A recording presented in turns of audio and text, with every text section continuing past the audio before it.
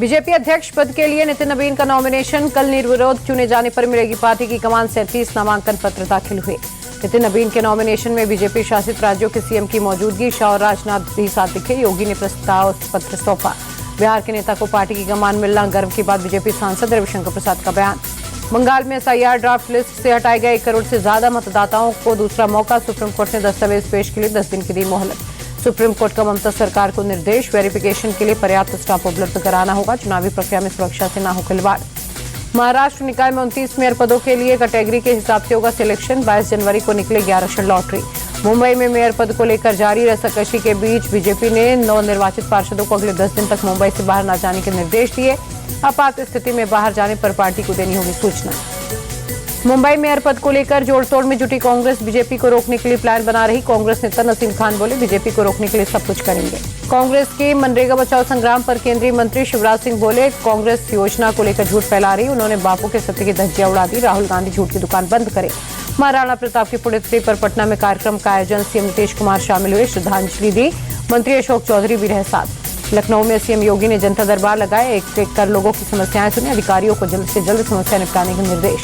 मुलायम सिंह के छोटे बेटे प्रतीक का अपर्णा यादव के साथ होगा तलाक। प्रतीक ने सोशल मीडिया पोस्ट कर दी जानकारी। अपर्णा को बताया स्वार्थी और बुरी आत्मा। प्रतीक ने अपर्णा को परिवार तोड़ने के लिए जिम्मेदार ठहराया। बोले, जल्दी अपर्णा से तलाक लूंगा। उसे सिर्फ अपनी चिंता, मेरे पारिवारिक रिश्तों को उसने बर्बाद कर दिया।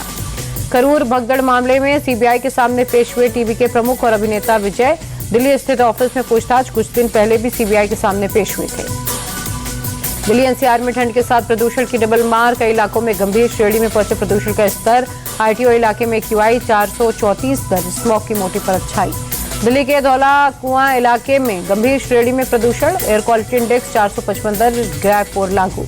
दिल्ली में घने कोहरे के चलते हवाई सेवा हुई प्रभावित। कई उड़ानें लेट हुई। एयरपोर्ट पर परेशान हुए यात्री। दिल्ली के पंजाबी बाग में घर से करोड़ों की चोरी। किचन की खिड़की तोड़ घर में घुसे चोर। 1 किलो से ज्यादा सोना लेकर फरार। दरभंगा में बुलडोजर एक्शन पर जबरदस्त बवाल। दुकानदारों के विरोध करने पर पुलिस ने किया लाठीचार्ज। कोर्ट के आदेश के बाद हो रही थी कार्रवाई। नोएडा में इंजीनियर युवराज की मौत मामले में एक्शन। जूनियर इंजीनियर नवीन कुमार को टर्मिनेट किया गया। लोटस बिल्डर के निर्माण कार्य की रिपोर्ट मांगी। संबंधित अधिकारियों को कारण बताओ नोटिस जारी। एमजेड विस्टाउन प्लानर्स और लोटस ग्रीन्स के खिलाफ एफआईआर दर्ज।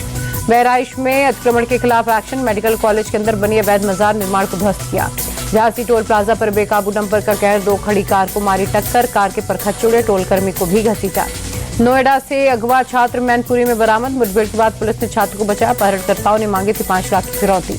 यूपी के बरेली में खालों से भरे ट्रक को पकड़ा गया। गौरक्षक दल ने शक होने पर हाईवे पर रोका। जांच करने पर मिली पशुओं की खालें। गौरक्षक दल ने हाईवे पर हंगामा किया। बुलंदशहर में पुलिस और बदमाशों के बीच मुठभेड़। एनकाउंटर के दौरान बदमाश के पैर में लगी गोली। अवैध असलाह बरामद। झांसी में रिटायर्ड रेलकर्मी ने की प्रेमिका की हत्या। 27 साल छोटी गर्लफ्रेंड के टुकड़े टुकड़े किया। आरोपी ने हत्या के बाद शव को जलाया। पुलिस ने आरोपी समेत 3 लोगों को हिरासत में लिया। यूपी के गाजीपुर में बदमाशों से पुलिस की मुठभेड़। रेप के 2 आरोपी गिरफ्तार। एनकाउंटर के दौरान बदमाशों के पैर में लगी गोली। 2 तमंचा 3 जिंदा कारतूस बरामद। गाजियाबाद में दोस्त की हत्या करने के मामले में पुलिस का एक्शन। 2 आरोपियों को किया अरेस्ट। 1 आरोपी फरार। तलाश जारी।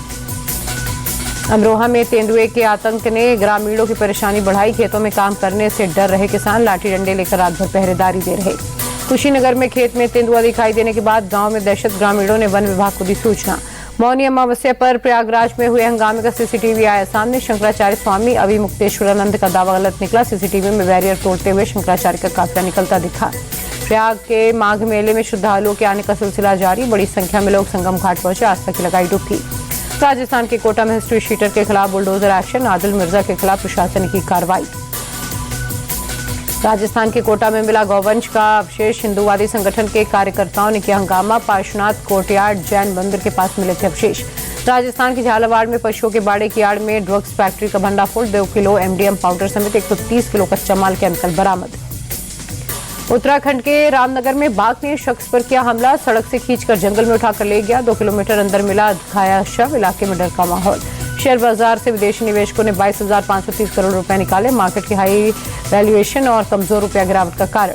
टॉप 10 कंपनियों में 3 की वैल्यू 75,855 करोड़ रुपए बढ़ी। सबसे ज्यादा एसबीआई की वैल्यू 39,045 करोड़ तक बढ़ी।